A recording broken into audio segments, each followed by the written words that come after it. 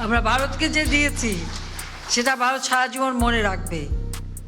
হাসিনাকে আশ্রয় দিয়ে বাংলাদেশের মানুষের আকাঙ্ক্ষা বিরোধী কাজ করে ভারত।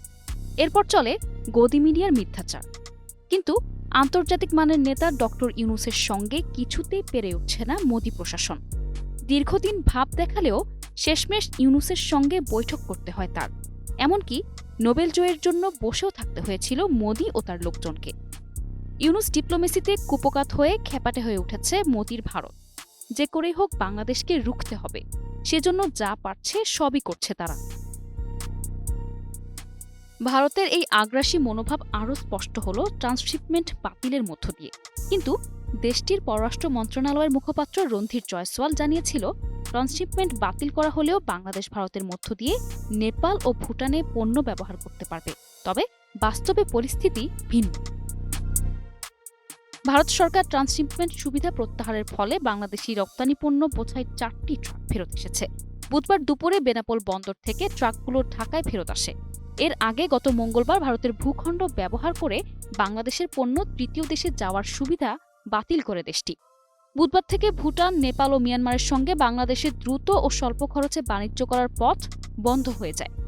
ট্রান্সশিপমেন্ট বাতিল করার কারণেই এমন সিদ্ধান্ত নিয়েছে ভারতীয় কর্তৃপক্ষ।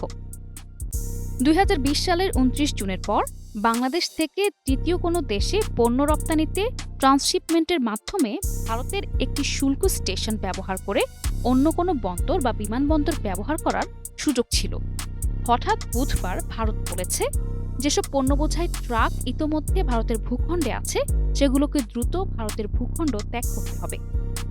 স্থলবন্দর দিয়ে ট্রানজিট সুবিধা বন্ধের জন্য ভারতের অর্থ মন্ত্রণালয় একটি চিঠি ইস্যু করেছে কাস্টমসে। এ চিঠির আলোকে ট্রানজিট সুবিধার পণ্য বেনাপোল বন্দর থেকে পেট্রাপোল বন্দরে প্রবেশ বন্ধ রয়েছে। ট্রান্সশিপমেন্ট সুবিধা বাতিল করায় পেট্রাপোল কাস্টমস থার্ড কান্ট্রির কোনো পণ্যে কারপাস ইস্যু করেনি। ফলে গতকাল তৃতীয় কোনো দেশে রপ্তানির জন্য আনা 4 ট্রাক পণ্য তারা রিসিভ করেনি। এদিকে ভারতের এমন একচেটিয়া বাণিজ্যে বৈশ্বিক নীতিবিরোধী অবস্থান এবং আগ্রাসী আচরণের উচিত শিক্ষা দিতে প্রস্তুত নিচ্ছে বাংলাদেশ। কূটনৈতিক চ্যানেলের পাশাপাশি আন্তর্জাতিক ট্রেড সংস্থার দ্বারস্থ হতে পারে ইউনূস সরকার। এতে চাপে পড়বে মোদির ভারত। তখন ট্রাম্পের মতোই অবস্থান পাল্টাবে বিজেপির মোদি। নিশা আলম, নিউজ ডেস্ক, 21 টেলিভিশন।